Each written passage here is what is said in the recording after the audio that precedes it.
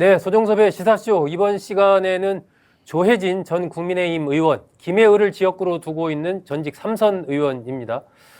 조혜진 전 의원 모시고 최근 국민의힘의 여러 가지 상황에 대해서 어떻게 평가를 하고 있는지, 또 이재명 대통령과 민주당 정청래 대표의 관계를 어떻게 보고 있는지, 또 에이펙에서 트럼프 대통령과 김정은 위원장의 회동 가능성 등등까지 최근 제기된 여러 가지 이슈들에 대해서 조혜진 전 의원의 견해를 한번 들어보는 그런 시간 가질까 합니다. 예, 조혜진 의원님 바쁘신데 나와주셔서 고맙습니다. 예, 반갑습니다. 자, 아무래도 이제 뭐 최근에 국민의힘 전당대회 끝나고 장동혁 의원이 국민의힘 신임 대표가 됐어요. 사실 뭐 국회의원 된 지 한 3년, 그죠? 1.5선이라고들 하던데, 나이는 상대적으로 좀 젊은 것 같고요. 69년생이니까. 근데 전체적으로 어쨌든 지금 김해을 책임지고 있는 입장에서 이번 전당대회에 직접 임하셨고, 그럼으로써 이제 장동혁 대표 체제가 탄생을 했는데, 장동혁 의원이 김문수 후보를 제치고 대표가 된 이유부터 좀 먼저 여쭙고 싶습니다. 전체적인 우리 당의 흐름이 이 당의 투쟁력을 강화해야 된다. 투쟁력을 더 키워야 된다. 예, 정부 여당을 상대로 이재명 정권을 상대로 강하게 싸워야 된다. 그런 흐름이 있었죠. 예. 우리 일선의 당원들 이야기도 들어보면은 네. 중앙당 또 국회의원 뭐 당협위원장도 포함돼야 되겠지만은 네. 그 사람들 도대체 뭐 하는 거냐. 제대로 진짜 나라가 어디로 가는지 모르는 상황인데 제대로 견제도 못하고 싸우지도 못하고 뭐 하는 거냐. 도대체 뭐 하고 있는지 모르겠다. 이런 성토들이 당원들 사이에 많았군요. 예, 평소에 그런 것들이 많았습니다. 그러니까 그러면서 또 한편으로는 당이 바뀌어야 된다. 네. 그러니까 바뀌어야 된다고 하는 데는 지금 방금 말씀드린 이런 부분도 바뀌어야 된다. 예. 바뀌어야 된다. 그런 포함해서 뭔가 그래도 국민들로부터 신뢰받고 지지받을 수 있는 모습으로 바뀌어야 된다. 네. 지금까지는 계속 신뢰를 떨어뜨리고 점수 까먹는 일만 계속 해왔는데 지지율 떨어뜨리는 일만 계속 해왔는데 그런 거 좀 반성하고 특히 이 계엄 또 탄핵 대선 패배 이 과정 대목마다 고비마다 잘못했던 사람들은 반성하고 책임지고 물러나든지 해야 된다. 이런 것들이 그럼 좀 책임지는 모습을 당 핵심 자리에 있었던 사람들이 보여야 하는 거 아니냐? 책임진 사람 책임지고 남은 사람들은 제대로 싸워라. 몸을 던져서 싸워라. 이게 큰 흐름이었어요. 당원들의 마음에. 큰 흐름이 그 점에서는 김문수, 장동혁 후보 다 마찬가지였지만은 좀 더 스마트하게 또는 열정적으로 패기 있게 또는 어떤 전략을 가지고 싸울 사람이 누구일까라는 측면에서 장동혁 후보가 조금 더 우리 당원들의 이 여론에 있어서는 점수를 더 얻은 것 아닌가. 그리고 본인은 억울할 수도 모르겠지만은 김문수 후보가 지난 대선 과정에서 대선 과정에서는 열심히 하고 이제 표를 생각보다 많이 얻었지만은 결과적으로 어쨌든 졌으니까 진 것에 대해서는 대선 패배에 대한 일종의 책임 일말의 책임이 있는 것 아니냐라는 부분에 대해서 이렇게 깨끗하게 이렇게 정리를 못했던 부분이 있지 싶어요. 그런 것에 대한 당원들의 평가가 또 이런 결과로 나타난 것 아니겠느냐? 그 제대로 어떤 싸워라라는 부분이나 당에 책임 있는 분들이 그 책임을 좀 져야 되는 건 아니냐 이런 맥락 속에서 본다면 이번에 이제 안철수 후보나 조경태 후보나 거기가 1차 투표에서는 어쨌든 이제 결선에 오르지 못하고 탈락했잖아요. 그리고 이른바 탄핵에 반대했던 언론에서 이제 반탄 후보라고 한 김문수, 장동혁 두 분이 결선을 치르는 쪽으로 갔단 말이에요. 조 의원님은 그런 맥락이라면 예를 들어서 당원들이 안철수 후보나 조경태 후보 중 한 명도 예를 들면 결선에서 붙는 이런 구도가 돼야 그게 또 더 맞는 거 아닌가요? 그런 그 그림이 그려졌더라면은 지난번 대선 경선 때처럼 그렇게 좀 드라마틱한 장면이 있었을 수도 있는데 큰 흐름 자체가 어쨌든 대투쟁을 선명하게 해야 된다라는 쪽에 형성이 됐고 그에 반해서 안철수, 조경태 이런 후보들은 그런 쪽에 강력한 메시지가 없고 그 윤석열 대통령 뭐 비난한다든지 절연 또 윤핵인을 비판한다든지 하는 그런 쪽으로만 너무 강조하다 보니까 메시지가 너무 이쪽과의 내부적인 어떻게 보면 그쪽에 집중이 됐고 여당 쪽에 대한 메시지가 상대적으로 덜 내놨던 거. 그것도 이제 또 너무 지나칠 정도로 우리 스스로 상처를 그냥 막 후벼 파는 식의 그런 극단적인 표현이라든지 이런 것들이 그 말의 맥락은 뭐 옳을 수도 있지만 당원들의 보편적 정서상으로는 상당히 거부감 느끼는 그런 부분도 있어서 그런 부분은 어떻게 보면 좀 전략적인 실수일 수도 있겠다. 큰 흐름은 안고 가고 그러면서도 또 우리가 반성할 거는 반성해야 된다. 이렇게 갔어야 당원들의 정서에 맞지 않았는가. 메시지의 선후 관계가 조금 뒤바뀐 것 아니냐는 말씀이시네요. 그래서 안철수 후보 같은 경우는 특히 본인이 가진 잠재적 역량에 비하면 표를 적게 얻었다고 보여져요. 그 맥락에는 말씀하신 대로 당원들의 그 밑바닥에 흐르는 그 정서를 제대로 캐치를 못했던 것 아니냐 그렇게 평가하시는군요. 그 분노와 절망, 좌절감, 그러면서도 또 그 포기할 수 없다는 다시 일어서야 된다는 그런 당원들의 이 속에 있는 그 마음을 정확하게 잡지를 못했던 것 아닐까. 그렇게 보시는군요. 어쨌든 장동혁 대표는 이제 그 선거운동 과정에서 뭐 윤석열 전 대통령을 면회를 가겠다 이런 말씀도 하시고 이른바 강성 유튜버들 토론회에도 나가고 전한길 씨에 대한 여러 가지 옹호 이런 얘기도 하고 그래서 이게 과연 국민의힘의 영역을 너무 좁힌 거 아니냐. 국민의힘이 이제 극우 정당화 됐다 이런 평가가 나올 정도로 그런 얘기가 나오는데 그런 시각에 대해서는 조 의원님 어떻게 보십니까? 그렇게 가면은 국민의힘의 이 역량이 확 쪼그라들죠. 수축되죠. 그때 얘기했던 대로 간다면. 근데 이제 이번 전당대회에 관심을 가지고 적극적으로 참여한 대의원 당원들, 또 우리 지지자들, 그리고 이 승패나 결과를 좌우한 그런 당심은 좀 전에 그 말씀하신 그런 그 유튜버들이라든지 이런 사람들하고 그 같이 호흡하는 공감대를 갖고 있는 당원들이 집중적으로 참여를 했어요. 적극적으로 참여를 했군요.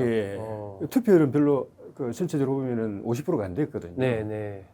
근데 그 말하자면 그 좀 그 투표율이 높은 층, 참여율이 높은 층이 전당대회 결과를 주도했다고 보여지는데 적극 지지층. 그런 흐름에 동조하지 않는 사람들, 당을 걱정하고 뭔가 변화가 돼야 되고 또 정부 여당과 제대로 싸워야 된다고 생각하지만 저렇게 가는 건 저거는 너무 좀 오바다. 라고 생각했던 사람들 또 그런 것 때문에 전당대회가 우리 국민의힘 역사상 유례 없이 굉장히 이렇게 격돌하고 충돌하고 당원들끼리 삿대질하고 고함 지르고 뭐 몸싸움하고 이런 걸 보면서 또 더 이제 낙심하고 그 좀 참여하고 싶은 마음을 잃어버린 그런 당원들, 대의원들이 많았거든요. 그 사이에 실제로 탈당까지 한 사람들도 많이 있는 것 같아요. 뭐 저도 SNS 보다 보니까 그런 글을 올리는 분들도 있고 하더라고요. 좀 비교적 합리적이고 중도적인 그런 보수들이 탈당을 하거나 아니면 참여를 안 하거나 그래서 실제 우리 당원 또 지지자 수에 비하면은 그런 전한길 씨나 이런 쪽의 주장에 동조하는 사람들은 좀 소수라고 볼 수도 있는데 그분들이 이제 주도하니까 과대 대표가 된 겁니까? 예, 그런 측면이 있는데 그 다수의 국민이 그거를 지지하지 공감하지 못한다는 걸 이제 우리가 눈여겨봐야 되는 거죠. 그 당원 투표 80, 또 일반 여론조사 20이었잖아요. 네네. 근데 일반 당원 투표에서는 장동희 후보가 조금 앞섰고, 근데 일반 여론조사에서는 20% 차이가 났어요. 네, 김문수 후보가 김문수 6, 앞섰죠. 그 장동희 4인데, 근데 일반 여론조사라고 해도 그게 전체 사실 일반이 아니고 국민의힘 지지자들하고 무당층, 소위 말하는 중도층만 물어본 거거든요. 네. 그 외의 국민들은 아예 그 조사 대상에서 그러니까 엄밀히 얘기하면 없었습니다. 일반 국민 여론조사가 아닌 거죠. 예, 우리 당에 가까운 사람들이죠. 네네네. 우리 당에 가까운 사람들인데도 불구하고 당원들이나 당원 지지자들, 당 지지자들과 중도층 한테만 물어본 건데도 장동희 후보가 20% 뒤졌단 말입니다. 네네. 그 공감 안 한다는 거죠. 너무 지나치다라고 생각한다는 거죠. 그렇게 계속하는 거는. 네. 그러면 일반 여론조사를 다 펼쳐놓고 보면 훨씬 더 차이가 많이 났을 겁니다. 예. 근데 그런 측면에서 장동희 후보나 이제 대표가 됐으니까 시 지도부가 네. 성공하느냐 마느냐가 뭐 아주 간단하게 이야기하면 당 지지율이 올라가느냐 제자리 걸음이냐 아니면 떨어지느냐 이게 바로 이제 그 판가름 나게 되어 있습니다. 네. 근데 좀 전에 그 우리가 살펴본 그 여론조사 결과를 보면은 이렇게 가면은 지지하는 국민이 별로 없다는 거거든요. 네. 그래서 그래 가면 극우 정당화 된다는 게 문제가 아니라 이 지도부가 견딜 수가 없는 거죠. 예. 지방선거 치를 수가 없고 예. 그 지지율 가지고는 그 노선 가지고는 국민의 보편적 이렇게 폭넓은 지지를 확보할 수가 없고 지지율을 올릴 수가 없고 지지율이 표니까 그럼 지방선거 하나만 하가 되고 만약에 그 여론의 반응이 분명히 확인된 그 흐름으로 당내 선거에서는 이겼지만 그걸 당 운영 과정에서 계속 그대로 가져가 버리면 지지율을 올릴 방법이 없고 지지율을 안 올 만약에 얼년 말이나 내년 초까지 이 상태 그대로 되면은 지방선거 하나만 뻔하잖아요. 그럼 그때 아마 그 지도부를 막 흔드는 흐름이 나타날 이 지도부 가지고 지방선거 치를 수 있겠느냐. 그래서 그런 그 위험 요소를 없애려면은 연말까지는 지지율 쫙 올려야 되고 올리려면은 여론조사에 나타난 민심을 정확하게 수용하고 그걸 받아들여 가지고 어느 한쪽으로 치우치지 않고 폭넓게 공감을 얻을 수 있는 노선으로 가지 않으면 안 되는 그런 상황이라고 보여지죠. 그렇게 보시는군요. 예.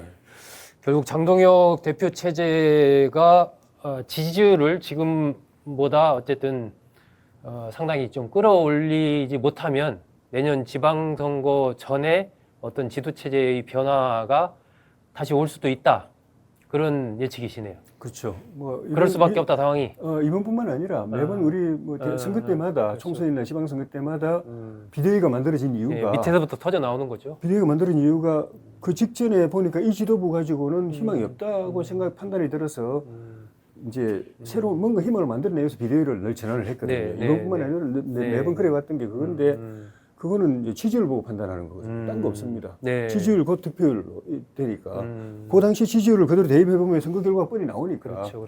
그래서 이대로는 참패가 뻔하다 하면은 늘 비대위로 바꾸고. 그렇지 않고 지난 지방선거 때 같은 경우에는 우리가 압승했잖아요. 그때는 그렇게 할 필요가 없는 상황이었죠. 그렇죠. 뭐 집권 3개월 뒤였으니까.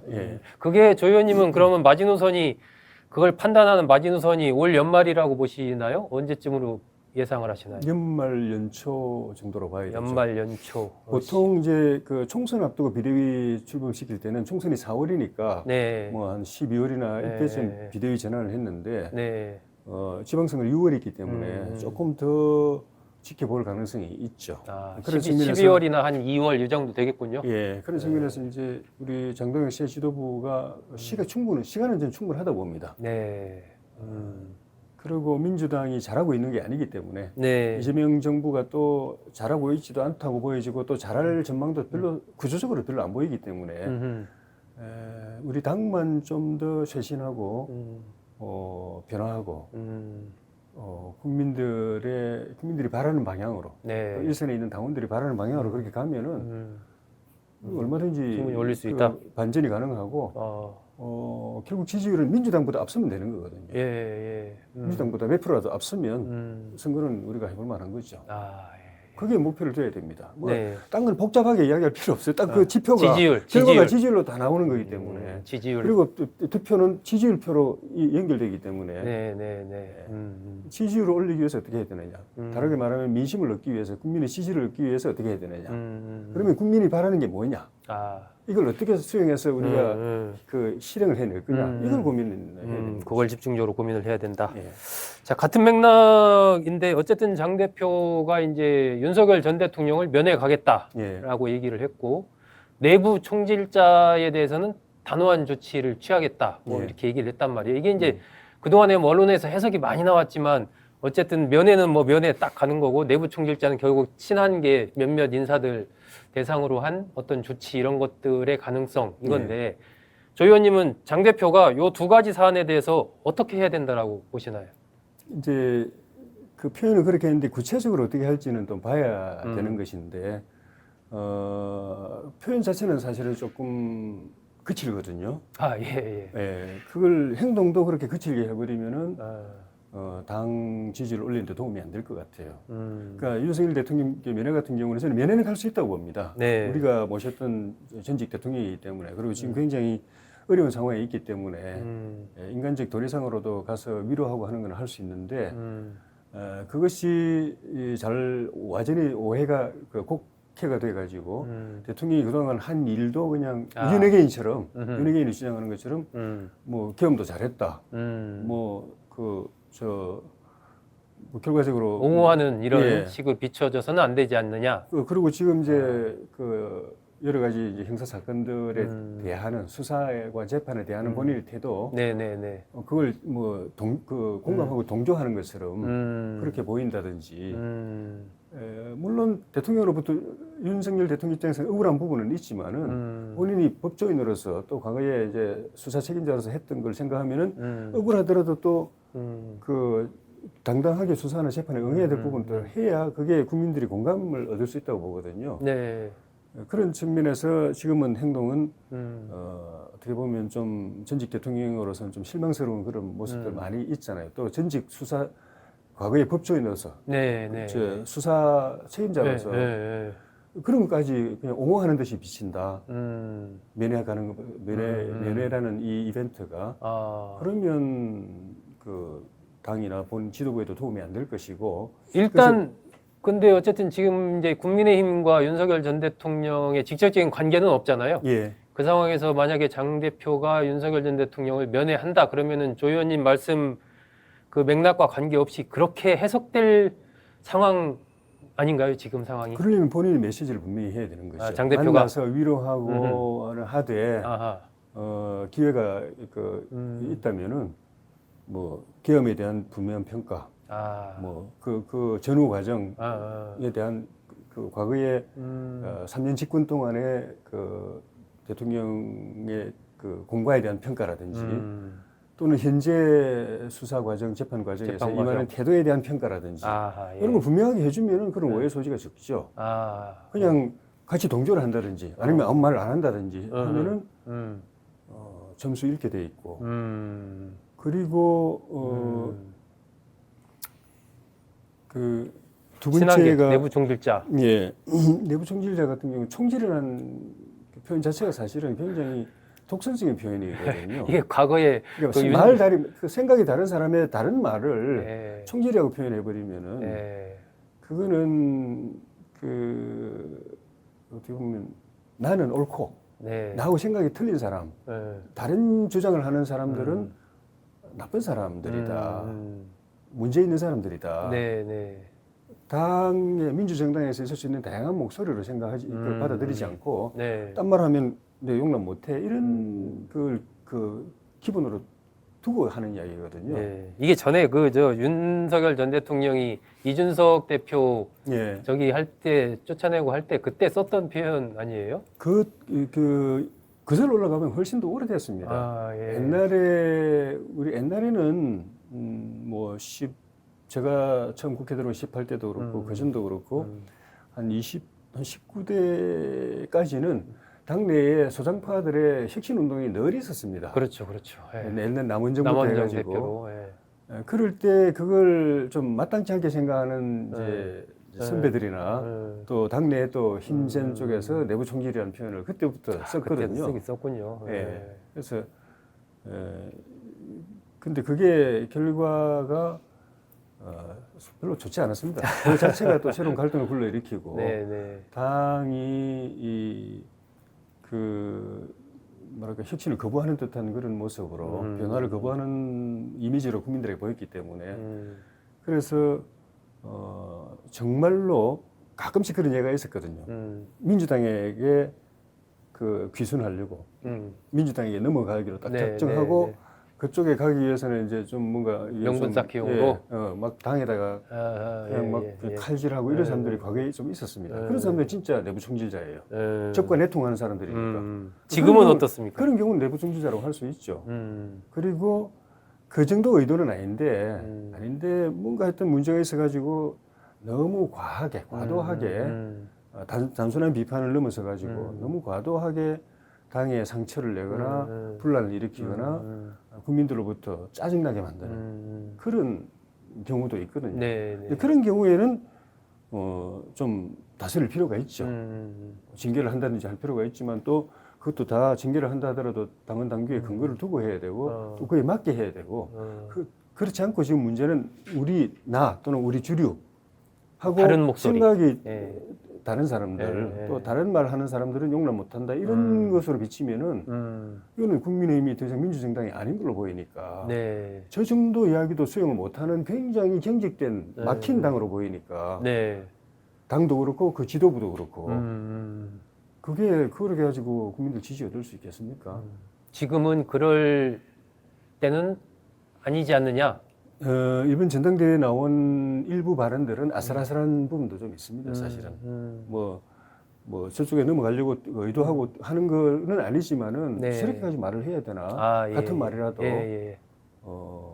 그건 좀 자의적인 거다. 좀 비판을 하더라도 좀 용어를 골라서 단도 뭐 이렇게 좀 적확하게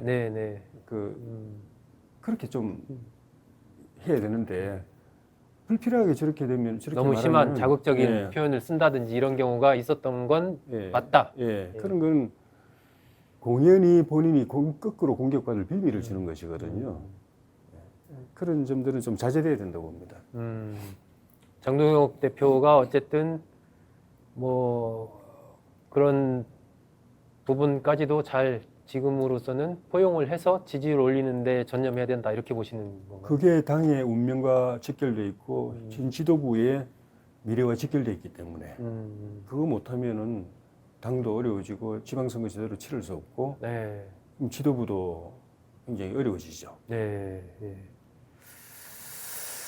자, 하나 질문 더 드리고 이제 이재명 대통령 얘기 한번 여쭤보죠. 오늘 뭐 이제 김건희 여사가 구속 기소 됐어요. 전직 대통령 부부가 뭐 함께 구속 기소된 것 자체가 역사적으로 처음 있는 일이고 한데 어쨌든 조 의원님 벌써 뭐 거의 40년 가까이 정치권에 몸담아 오셨고 많은 전직 대통령 길도 보셨을 텐데 이 김건희 구속 기소 이 부분에 대해서는 어떻게 좀 평가를 하고 싶습니까? 개인적으로는 굉장히 안타까운 부분인데 우리 정치 또는 헌정사를 생각하면은 참 기가 막힙니다. 대한민국은 계속 성장해왔잖아요. 발전해왔잖아요. 지금은 뭐 거의 오늘도 제가 좀 전에 오기 전에 기사를 보니까 조선 기술은 세계 1위라고 그러더라고요. 우리가 1위도 많아요. 1등 대한민국도 많아요. 이 정도로까지 우리가 키워왔잖아요. 놀라운 기적을 경제, 만들었죠. 산업, 뭐 문화, 무슨 과학, 뭐 모든 분야에서 스포츠 1등 그 전체 국력 면에서 일본을 또 제끼고 네. 상상도 못했던 네. 일인데 요즘에 또 한류 또 거세고 네. 그죠? 그런데 거꾸로 정치만 제자리 걸음이 아니고 후퇴를 하고 있는 거예요. 반대로 가고 있다. 지금 말씀하신 이런 거는 신기록이거든요. 대통령 부부가 그렇죠. 전직 대통령 부부가 같이 구속되고 그것도 신기록이고 같이 또 기소되고 기소되고. 재판 예. 근데 이게 돌출적으로 나온 게 아니라 그 이전부터 하나씩 계속 나쁜 기록을 계속 갈아치워 왔어요, 우리 정치가. 거꾸로 역주행, 나라 발전, 국민들의 성장과는 역주행으로 정치는 네. 막장으로 계속 내려온 거죠. 네. 근데 뭐 어느 나라나 마찬가지지만은 싫든 좋든 정치가 나라를 끌고 가는 거잖아요. 나라의 의사결정을 하는 거죠. 미래를 네, 결정하고 예, 예. 나라를 통치하는 거잖아요. 근데 이 통치 집단에서 이런 일이 벌어지니까 참 그래서 뭐 미시적으로 보면은 네. 뭐 국회의원도 마찬가지지만은 이 나라의 살림을 책임지는 이 고위공직자의 선발이 정말 국민들을 대신해서 나라의 미래를 결정하고 국민들의 운명을 결정하는 자리면은 그 선발 과정이 굉장히 엄격해야 되거든요. 예, 보통의 국민보다는 훨씬 더 도덕적이고 바르고 뛰어난 사람들 그런 사람들이 국회의원도 되고 장관도 되고 대통령도 돼야 되는데 지금 그게 아니라는 거잖아요. 결과적으로. 네. 그냥 어떤 상황에서 뭐 투전판에서 그냥 투기하듯이 어떻게 딱 갑자기 한번 이렇게 이렇게 기회를 잘 잡으면은 뭐 국회의원도 돼버리고 장관도 돼버리고 대통령도 돼버리고 그런 이 정치 구조가 여전히 있다는 거잖아요. 네, 네. 그리고 권력에 대해서는 비판 기능, 견제 기능이 전혀 없고 오히려 그냥 어디 힘센 대통령이든 누구든 힘 있는 사람이 있으면 그거 가서 뭐 좀 득볼 생각만 하고 네, 그러려면 그러다 보니까 뭐 아부나 하고 아첨이나 하고 호가호위나 하고 네. 분명히 잘못하고 있는데 문제를 일으키고 있는데 나중에 이제 큰일 생기는데 보면서도 자기가 일신영달을 누리는데 괜히 그 말 했다가 손해볼까 싶어가지고 입 딱 닫고 있고 그러다가 진짜로 그게 그 문제가 돼가지고 그 사람이 큰 위기에 몰리면 뒤에 싹 숨어버리고 책임 없다 해버리고 네. 그런 구조를 어떻게 바꾸느냐를 이제 진짜로 온 국민이 같이 고민을 해야 될 상황 같아요. 그냥 이 상황이 안타깝다, 참 뭐랄까 좀 뭐 애통하다, 뭐 정말 뭐 거기에 그칠 게 아니라 정치를 비판하는 걸로 그칠 게 아니고 왜 이런 일이 생겼고 어떤 구조적인 문제가 있는 것이고 네. 어디를 손을 봐야 되는지 고쳐야 되는지 뜯어 고쳐야 되는지 이 고민을 해야 되는 것 같아요. 네, 예. 여러 가지 생각을 갖고 계시군요. 자, 이재명 대통령이 이제 한미 정상회담 마치고 와서 여야 지도부 만나자. 네. 어쨌든 이 성과를 이어가기 위해서는 여야 지도부의 협조가 필요하다. 뭐 이렇게 이제 제안을 했고, 이제 장동혁 대표는 유보적인 것 같아요. 일단 뭐 여러 사람 만나는 거 의제 없이 만나는 그게 무슨 의미가 있냐, 단독 회담 하자 이렇게 하는 것 같고, 조 의원님은 요 상황에 대해서 어떻게 보십니까? 대통령으로서는 그럴 수밖에 없죠. 대통령은 나라 전체를 끌고 가야 되는 입장이고 정치의 한 축은 여당만 있는 게 아니라 야당도 있는 것이니까. 그리고 대통령이 뭐 속으로는 어떻게 생각하든 간에 같이 끌고 가는 모습을 보일 때 국민들의 지지를 받지. 그렇죠.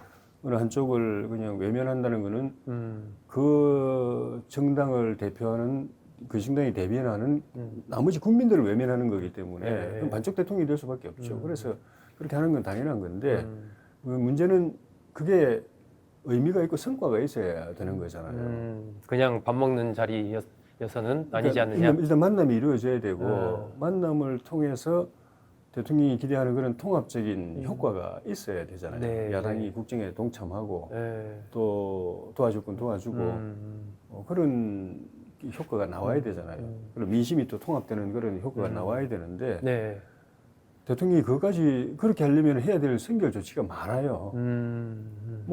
뭐 자리에 앉아서 밥 먹는 거야. 뭐 야당 대표가 결심만 하면은 뭐 금방 이루어지겠지만은 지금 이 상황이 야당이 그 자리에 마음 편하게 가서 식사하고 대통령 만날 상황으로 돼 있느냐. 아, 예. 그거부터 점검을 해야 돼요. 국회에서는 지금 일당 독주잖아요. 네. 국민의힘은 없는 거나 마찬가지잖아요. 당 대표라는 사람은 국민의힘 국회의원은 사람도 아니라고 그래버리잖아요. 아, 예. 악수도 안 한다고 악수 안 그러잖아요. 하겠다. 예. 그렇게 모멸감을 주는 그런 관계, 역할에 있어서도 야당 역할은 아예 배제해버리고 자기들이 국민의힘 107명 이 사람 안 하는 존재로 만들어버리고 자기들이 다 묻대로 해버리고 그것도 우리 국민의 입장에서 볼 때는 나라 망치는 것들이 많은데 네. 그걸 그냥 자기 당에 도움되는 것만 생각하고 입법 같은 그런 예. 거 말씀하시는 거죠? 예. 국민이나 나라에 어떻게 해가 되는가는 생각 안 하고 그냥 일방적으로 밀어붙이고 그 과정에서 그 문제를 지적하는 야당의 목소리를 들은 척만 전하고 네. 그 야당의 존재의 이유가 없도록 만들어 놓고 그리고 또 특검을 통해서 뭐 이런 유사 일에 없는 이런 어마어마한 특검, 쓰나미 같은 특검을 만들어 가지고 실질적으로 보수를 거의 괴멸하는 수준으로 네. 국민의힘을 그걸 토대로 해서 빌드업 해가지고 국민의힘을 해산시키겠다고 공공연하게 네. 당 대표부터 그렇게 하고 있는 해산할 정당이라고 그렇게 하고 있는 상황에서 어떻게 뭐 맘 편히 가서 가서 밥 먹은 분들 예. 장동익 대표 입장에서는 이 상황을 변화를 못 시킨다면은 밥 먹고 와서 욕만 듣겠죠 우리한테. 당신 거기서 가서 한 건 뭐야? 갔다 와서 예전에 국민의힘은 투명인간 취급당하고 사진 찍으러 갔냐 그런 얘기 또 내부에서 나오겠죠 그러면. 예. 그런 측면에서 이재명 대통령은 이 구도 그대로 가서는 와서 밥 먹고 돌아서 봐야 네. 효과가 없고 그렇게 되면은 설령 장동익 대표가 밥 먹으러 가더라도 네. 대통령한테 아마 아주 싫은 소리만 하고 나올 거예요. 막 입맛 떨어지는 밥이 제대로 안 넘어가는 소리만 하고 나올 거예요. 대통령도 기분 좋지 않을 것이고 네. 그리고 나와서 여전히 대치는 계속될 것이고 통합이 아니고 네. 대치는 계속 충돌 계속 극한대결 계속될 것이고 그러면 그 자리에 밥 먹는 무슨 의미가 있습니까? 이 구조를 어떻게 해체할 것이냐 해소할 것이냐 야당의 역할을 어떻게 존중하며 또 그 역할을 인정해주며 또 그 특검을 통해서 과도하게 정치 수사를 해가지고 국민의힘을 거의 뭐 그렇게 해서 나중에 해산시키겠다는 이런 흐름을 어떻게 바꿔놓느냐 정상적으로 그 고민을 대통령은 해야 돼요. 그거 하고 그에 대한 해법이나 조치를 병행하면서 선결을 하든 먼저 하든 아니면 병행을 하든 아니면 미래 앞으로 계속 그래 하겠다고 약속을 하든 조건이 갖추어져야 밥 먹는 게 의미가 있고 그럴 때에 뭐 우리 지도부도 만날 수 있을 거라고 생각이 들어요. 일단 그런 좀 여러 가지 조건, 선결 조치 이런 것들이 먼저 취해져야 성과를 거둘 수 있지 않겠느냐. 그렇군요. 지금 말씀하신 중에도 그런 말씀을 엿볼 수가 있는데 예를 들면 이제 지금 이재명 대통령은 어쨌든 여야 지도부 같이 밥 먹고 지난번에도 이제 송원석 원내대표가 대행할 때도 불러서 같이 의견도 듣고 뭐 그랬지 않습니까? 근데 이제 정청래 민주당 대표 같은 경우는 어쨌든 인정 안 하겠다, 뭐 악수도 안 하겠다 이렇게 얘기하고 있는 상황. 그 외에도 이제 여러 가지 입법에서의 차이나 뭐 그러니까 대통령이 가는 방향과 속도, 정청래 대표가 가는 방향과 속도가 같은 듯하면서도 조금 다른 측면이 있는 것 같고 여러 가지 그걸 보는 시각이 좀 갈린 것 같아요. 그러니까 두 당과 대통령실이 이른바 약속 대련을 하는 것이냐 아니면은 정말 두 사람의 정치적인 이해관계가 조금 차이가 있고 해서 다른 것이냐 뭐 다양한 평가가 있는 것 같은데 조 의원님은 그 현재 그 여권의 흐름 그걸 어떻게 보십니까? 이게 두 가지로 나눌 수 있을 것 같은데 정청래 지도부가 하는 스타일, 방식이 거칠고 그 과격하고 한 그런 그 야당의 존재를 인정하지 않고 무슨 사람도 아니라고 그러고 뭐지 해산시킬 거라고 그러고 악수 안 하겠다 그러고 이런 언행들은 분명히 대통령도 마땅치 않을 거예요. 그걸 통해서 대통령이나 당의 지지율이 분명히 영향을 받았으니까. 나쁜 영향을 받는다고 보기 때문에 예. 그거는 뭐 좀 부담스럽게 생각할 거고 실제로 좀 안 해줬으면 하는 생각이 있을 거예요. 서로 간의 생각이 좀 틀린 부분이 있을 거예요. 근데 정청래 대표는 그렇게 해야 자기를 지지해준 강성 지지자들한테 그게 먹혀들고 네. 뭐 계속 지지를 유지할 수 있으니까 네. 그렇게 갈 거고 대통령은 또 나라 전체를 보는 입장에서 그렇게 가면은 대통령도 같이 지지율 떨어지니까 그건 부담이 될 거고 저렇게 좀 안 했으면 하는 마음이 있을 거라고 봐요. 그런데 실제 하는 일은 네. 입법을 비롯해서 여러 가지 이 정청래 지도부가 이제 주도해가지고 하고 있는 여러 가지 일들은 네. 대통령 생각하고 결국 같이 가는 거죠. 그 부분은 굿캅 배드캅인 것 같아요. 대통령은 뭐 아닌 것처럼 하면서 실제로는 민주당이 하는 거 다 뭐 노란봉투법이고 상법 개정이고 뭐 그 검찰 또 해체하는 거부터 해서 그동안 늘 보면은 대통령실에서는 처음에는 조금 신중하게 뭐 어쩌고 저쩌고 하다가 결국 뭐 대통령 생각하고 똑같다. 그래서 바로 처리하게 만들고 그 계속 반복되거든요. 사안마다 계속 반복되거든요. 네. 국민들 헷갈리게 만들고 기업들 헷갈리게 만들고 대통령실에서 좀 더 신중하게 좀 치밀하게 또 각 다양한 의견을 다 수렴해서 이렇게 말하니까 뭐 기업들이든 하여튼 그 관계되어 있는 그 영역 쪽에서 네. 또 일반 국민들은 네. 저 좀 그렇게 속도 조절하는가 보다. 무리하게 안 하고 조금 그래도 합리적으로 그 우리 걱정 안 해도 되도록 그렇게 하려고 하나 보다라고 기대했다가 며칠도 안 가요. 예. 며칠도 안 가서 자기들 지도부 불러놓고 그대로 하세요라고 해버리고 며칠도 안 가서 그건 내 생각과 똑같습니다 이야기해버리고 네. 방송법도 그렇고 다 그랬잖아요. 그러니까 국민들 이렇게 되면은 이제 안 그래도 이재명 대통령의 가장 치명적인 게 그 신뢰 문제거든요. 예. 말 바꾸는 문제였는데 대통령 되고 나서도 안 바뀌니까 이게 누적이 되면은 아마 거의 대통령 거짓말 대통령 저 사람은 저 말은 그냥 믿으면 말 고지고대로 믿으면 안 된다. 네. 라는 게 고착이 돼버릴 가능성이 있어요. 신뢰성이 그렇게 되면 딴 거 잘해가지고 그거를 만회하기 쉽지 않아요. 그런 측면에서 좀 그런 것이 고민을 신뢰에 대한 훼손, 위기 이런 게 쌓여가고 있는 중이다라고 보시는군요. 예.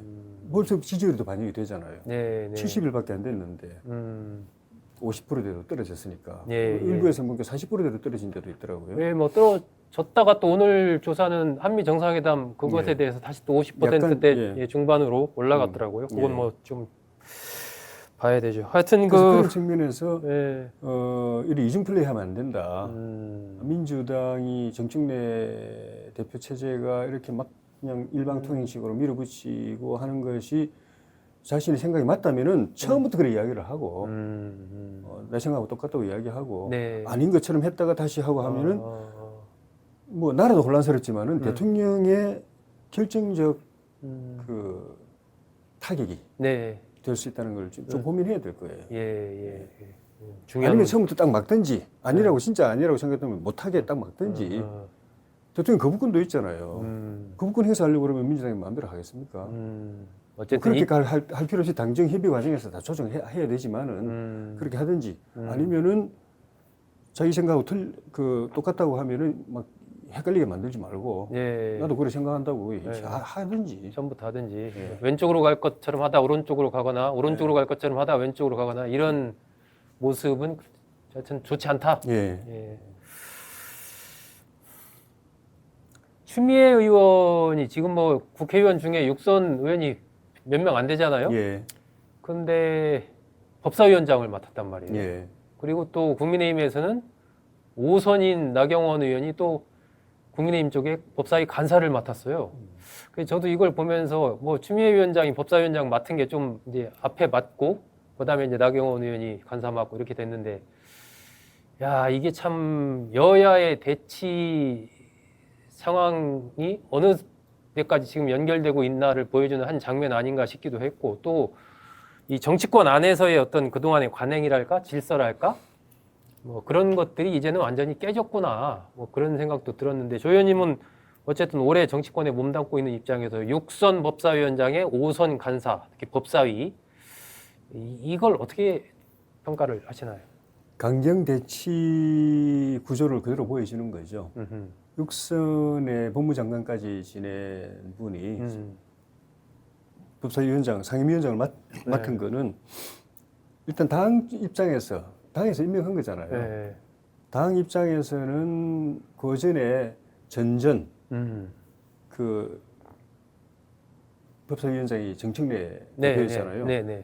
법사위를 정청래 위원장이 사실상 이거 내란몰이 전초기지처럼 활용을 했거든요. 사령부처럼 활용을 했거든요. 네. 뭐 기관, 수사기관, 뭐 사법기관들 다 불러가지고 빨리 내란 수사해라, 뭐 해라 이렇게 압박하고 하여튼 그런 것들을 드라이브를 거는 데 있어가지고 자기가 그 사령관 역할을 했거든요. 법사위원장 자리를. 근데 그거를 계속 이어가기를 바라는 거죠. 제가 볼 때는. 자기는 이제 빠져나왔지만은 이어가기를 바라는데 이게 추미애 의원의 입장하고 통하는 부분이 있는 거죠. 추미애 의원 자체가 그런 쪽으로 강경이고 정청래 노선하고 제가 볼 때는 뭐 틀리지 않을 거라고 보고 거기다가 아마도 하반기에 전반기 의장 국회의장 경선에서 우원식 의장한테 안 됐잖아요. 후반기는 이제 자기 꼭 하겠다고 생각하겠죠. 그러려면은 당심을 당의 마음을 좀 더 얻어야 되고 경기도지사 출마에 상당히 뜻을 두고 있는 것 같아요. 어느 쪽을 하든 간에 당에서 표를 더 얻으려면은 정청래 위원장 당대표가 그 법사위원장 하면서 칼을 휘둘러 가지고 당대표까지 된 것처럼 나도 이걸 활용해야 되겠다는 생각이라고 저는 보여서요. 그렇게 해서 당원들로부터 뭔가 좀 법사위원장 자리가 뭐 탐이나서가 아니라 그걸 발판으로 해서 국회의장이든 뭐 경기지사든 더 높은 고지를 가기 위한 것이고 그러려면 그 자리에 가서 또 막 칼춤을 추겠죠. 걱정되는 부분이죠. 그러니까 이제 우리 당에서도 이게 의석수로는 뭐 안 되잖아요. 지금 모든 우리 당이 걱정하는 그런 할 수 있는 일이 없죠, 뭐. 그 민주당의 일방 통행이 법사위를 통해서 다 되는 거잖아요. 길목이잖아요. 근데 이 길을 막아야 되는데 의석수로는 뭐 방법이 없으니까 결국은 정치력, 정치적 관록이나 경험 이런 걸 가지고 정치적으로 이걸 막아내야 된다. 뭐 결국은 이제 여론을 어떻게 설득하느냐가 이제 중요한 것이죠. 그러는 데는 그냥 초선이나 재선 간사는 그런 점에서는 약하다. 그 정도 그래도 원내대표까지 했고 또 나름 우리 쪽에 투사적 이미지를 가지고 있고 또 여러 다양한 경험을 했던 인지도도 나경원 높고 후보가 나경원 의원이 그 자리에 있으면은 숫자로는 안 되지만은 정치력으로 한번 버틸 수 있다. 그걸 기대했던 걸 아닐까. 그 역할을 해주세요. 참 어쨌든 6선 법사위원장, 5선 간사 두 여성 정치인들의 참 대결이 이런 국면에서 그렇게 또 주목받는다는 것도 어떻게 보면 참 안타까운 일인 것 같습니다. 자, 이 뭐 한 두 개 정도 더 한번 여쭤볼게요. 이게 중국 전승절이 이제 다음 달 3일 하는데 김정은 북한 국무위원장이 가겠다라고 해서 북중러 정상이 이제 처음으로 그렇게 만난단 말이에요.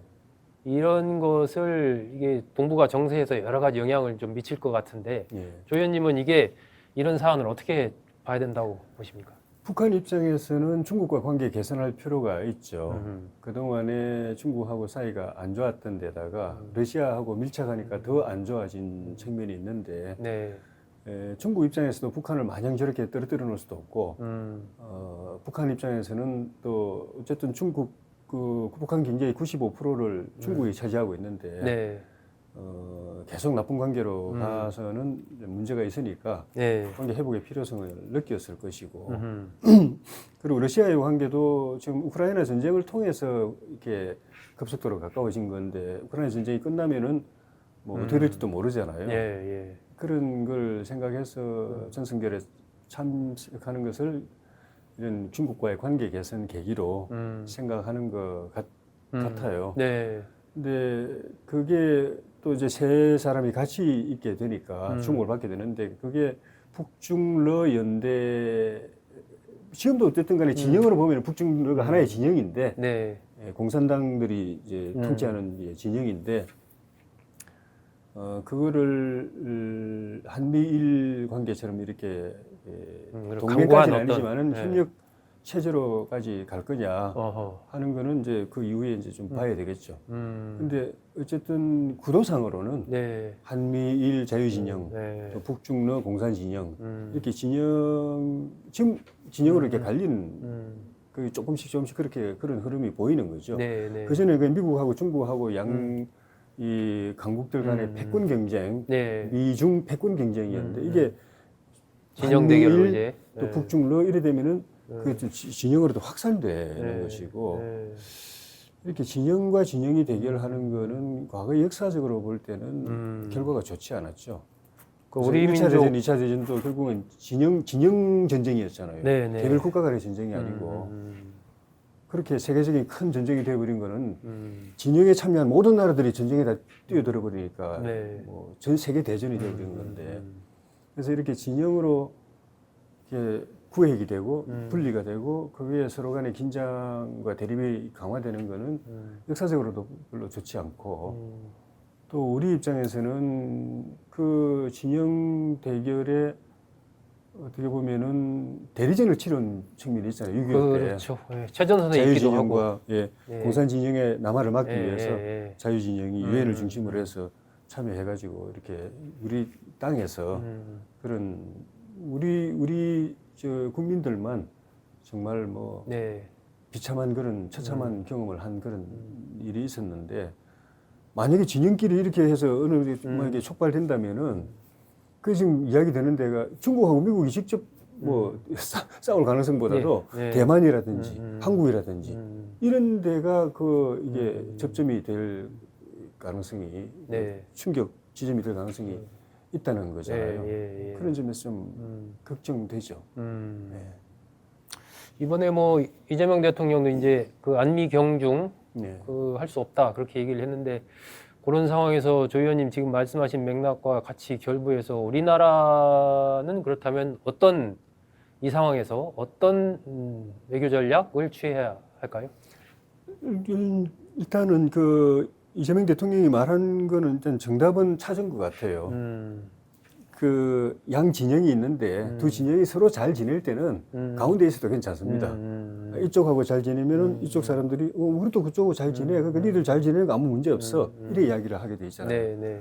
우리하고도 사이 좋으니까 니들이 사이 좋아도 그럼 괜찮아 하는데 딱 서로가 싫어할 때 미워할 때는 가운데 있으면은 우리 편 아니면 저쪽 편으로 취급당해 버리거든요. 서로가. 그래서 그럴 때는 어쩔 수 없어요. 어느 한쪽에 서고 그 대신에 이쪽 관계를 최소한 이제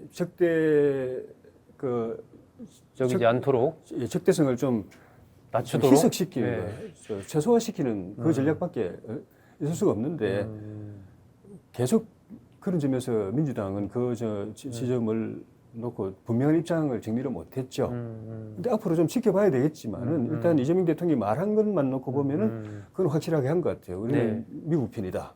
우리는 자유진영이다. 그렇지만 또 중국, 러시아, 북한하고도 우리가 관계를 끊을 수는 없다. 그게 정답이죠. 근데 문제는 그렇게 했는데 아까 앞부분에도 이게 말 바꾸는 이야기 나왔지만은 만약에 이번 한미 정상회담을 통해서 트럼프 대통령이나 미국 정부나 또 이게 자유진영 쪽에 이재명 대통령과 한국 정부가 이렇게 입장을 확실하게 정리했다라고 다 인식을 했는데 나중에 시진핑 만나거나 아니면 중국에 가가지고 뭐 딴 이야기 해버리면은 이거는 아까는 이제 국내에 신뢰관계 문제, 국민의 신뢰에 대해서 이야기했지만 이거는 우방 또는 미국 또는 국제사회 신뢰의 문제가 생겨버리기 때문에 그 말한 걸 갖다가 뒤집는 일이 없도록 그 기조를 잘 지켜가는 것이 중요하고 근데 그게 쉬운 일은 아니기 때문에 그걸 잘 해야 될 거라고 봅니다. 그러니까 이게 어쨌든 묘하게 시기가 이재명 대통령이 안미경중 이제 할 수 없다라고 한 직후에 북한에서 김정은 위원장이 전승절 참석하겠다라고 하면서 중국에서도 약간 이재명 대통령 언급에 대해서 불편함을 또 토로를 했잖아요. 그래서 이게 이 동북아 정세 관리를 상당히 좀 잘 하지 않으면 앞으로 우리 여러 가지 어려움이 또 있을 수가 있겠다 하는 걱정이 좀 됩니다. 북한도 완전히 이제 북중러 쪽으로 서지는 않잖아요. 그래 그쪽 편이 진영이지만 또 미국하고도 뭔가 좀 이게 연계고리를 가져보고 싶어하는 그래서 뭐 서로 대화만 잘 된다면은 약간 밀당하는 그런 예. 측면도 좀 있는 거죠. 예, 그래서 과거에 그6.25 때처럼 그때는 이게 양 진영 간에 이게 딱 막이 있었잖아요. 주계장막, 철회장막 해가지고 이 교류나 이런 접점이 오버랩 되는 부분이 별로 없었는데 지금은 완전히 이게 글로벌화 돼가지고 뭐 기업도 중국에 다 들어가 있고 우리 기업들도 뭐 문화 또 학술 뭐 모든 면에서 전 세계가 진영으로 나눠진 면이 있는 반면에 또 서로가 다 엮여 있는 부분도 있기 때문에 그래서 미국도 중국과의 패권 경쟁에서 함부로 못하는 부분들이 서로 다 발목을 잡고 있는 손목 잡고 있는 부분이 있기 때문에 그거를 거꾸로 잘 활용을 해서 그런 극단적인 대결이나 충돌로 가지 않도록 하는 그런 기술이 필요한 것 같습니다. 그러니까요. 지금이 어느 때보다 그런 외교술, 정치 기술이 필요한 시점 같습니다. 조현님 한 가지만 더 여쭤보고 마치도록 하죠. 그 에이펙에서 이번에 이제 한미 정상회담에서도 얘기가 됐는데 트럼프 대통령과 김정은 위원장이 만날 가능성 이게 이제 계속 지금도 뭐 계속 뉴스가 나오고 있는데 조 의원님은 그런 가능성 어떻게 보십니까? 낮다고 봅니다. 낮다. 그 이유는 일단은 뭐 판문점에서는 만났잖아요. 그 문재인 대통령하고 김정은 위원장이 만났는데 옛날에 김정일 때도 답방 문제 김대중 대통령 그 방북하고 나서 답방 이야기 계속 있었는데 김정일 위원장이 서울에 올 수 있느냐 그래서 제주도로 가면 어떠냐 그래 뭐 그런 이런 것들이 뭐 신변 안전 문제부터 뭐 경호나 이런 실질적인 현실적인 문제가 있을 거예요. 고민 하지 않을 수 없는 문제가 있을 거예요. 그러니까 이번에 그 전성절에 김정은 위원장이 가게 되면은 어떻게 보면은 다자 그 외교 무대에 처음 서는 거잖아요. 그렇죠. 처음이죠. 그전에는 뭐 양자 만남 그것도 자주 하는 것도 아니지만 이제는 여러 국가 지도자들과 같이 섞이는 그래서 그 외교를 해야 되는 그 무대로 처음 데뷔를 하는 셈인데 잘할지 안 할지 좀 모르죠. 다자 외교라는 게 굉장히 사실은 쉽지 않은 어려운 문제인데 완전히 이게 폐쇄적이고 고립되어 있는 그 김정은 위원장이 그걸 잘할 수 있을지. 거기다가 에이펙은 저쪽은 그래도 서로 좀 뭐 대화가 통하는 사람들, 색깔이 비슷하고 주로 이제 저쪽 그 권위주의 체제 국가들만 주로 오니까 과거에 김정일 시대 또 우호관계에 있었던 국가들도 있고 오니까 그렇지만 에이펙은 또 뭐 거의 서방 진영에 좀 더 가깝거든요. 여기 와서 자기가 뭐 보여줘야 되잖아요. 거기서 뻘쭘하게 있을 수는 없잖아요. 그런 데 대한 준비가 돼 있느냐가 저는 그냥 팩트만 놓고 보면 준비 안 돼 있잖아요. 경험이 없었으니까. 거기서 뭐 그 그림 이상하게 나오면 리스크가 부담이 되겠죠. 그래서 그 가능성은 높지 않다. 그 대신에 판문점에서 지난번에 만났던 트럼프 것처럼 대통령이 일본 온 김에 판문점 가가지고 김정은 만난 것처럼 양자끼리 만나는 거는 또 거기에 뭐 두 나라가 또 양해한다면 또 우리 대통령도 같이 뭐 같이 서는 그런 그림은 한번 생각해 볼 수 있지 않겠나 저쪽에서. 이번 에이펙을 계기로 해서요. 에이펙이 왔을 때 트럼프 대통령이 온다면 그걸 계기로 해서 판문점 회담을 할 수. 지난번에 판문점 회담도 그 일본 방문 길에 급하게 그렇죠. 그냥 적극적으로 김정은 만나자 해가지고 예정에 없던 일정 잡아서 판문점에서 만난 거잖아요. 그럼 비슷한 형식이 될 가능성이 있다. 뭐 지금 뭐 북미 저기 북한하고 미국이 만나가지고 뭐 대단하게 뭘 할 수 있는 상황은 구조적으로 별로 아니에요. 근데 뭐 진짜 뭐 이게 한반도 지형이라든지 뭐 핵 문제라든지 이런 걸 근본적으로 확 바꿔놓을 수 있는 것 같으면은 트럼프 대통령이 아예 그냥 평양으로 갈 수도 있고 워싱턴으로 부를 수도 있고 하겠지만은 이벤트성 만나더라도 이벤트성일 것이기 때문에 에이펙 오는 길에 깜짝 이벤트로 만날 가능성이 훨씬 더 많아 보이죠. 오늘 조혜진 전 국민의힘 의원, 삼선 의원, 김해을 당협위원장을 이제 맡고 있습니다. 조혜진 전 의원 모시고 국민의힘 상황을 어떻게 봐야 되는지, 또 이재명 대통령과 정청래 대표의 관계를 어떻게 보고 있는지, 그리고 에이펙을 계기로 트럼프 대통령과 김정은 위원장의 만남 가능성은 또 어느 정도인지 등등 여러 가지 관심 사안, 핵심 이슈에 대해서 여쭤봤습니다. 자, 조 의원님 바쁘신데 나와주셔서 고맙습니다. 예, 고맙습니다.